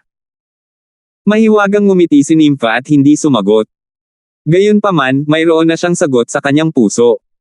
Hindi niya napigil ang mapabuntong hininga sa kanyang puso, kakaiba itong apat na ito. Sa sandaling ito, naramdaman ni Alvin na hindi na siya maituturing na kamangha-manghang o henyo. Siya ay wala sa lahat kumpara sa apat na maliliit na tao. Kuya Alvin, alam mo bang ginamit ka na? Parang may bigla siyang naalala, biglang sinabi ni Nympha, sinundan mo si Martial Emperor Lazarus mula sa Lazarus Peak hanggang sa Hidden Fog Island para sumali sa Hidden Fog Martial Competition, hindi ba? Siya talaga ang may gusto sa mga Saint Stone na iyon para sa kanyang sarili. Nabalitaan ko na ang tungkol sa mga Saint Stones mula sa ilang matatandang lalaki mula sa mga kamay ng mga Han Clan ay ang mga Martial Emperors na ito. Itinatago ang katotohanan mula sa inyong lahat. Hinding-hindi nila ibibigay ang mga santong bato sa inyo at sa mga talagang nagbuwis ng kanilang buhay para sa kanila. Sa oras na natapos ni Nympha ang kanyang pangungusap, siya ay lubos na nagalit. Ang Hidden Fog Martial Competition ay dapat naganap 3 araw na ang nakakaraan. Kapatid na Alvin, kung ihahambing sa iyong lakas ngayon, tiyak na nakuha mo ang unang pwesto, hindi ba? Salamat po at sinamahan ninyo ako, ingat lagi mga master.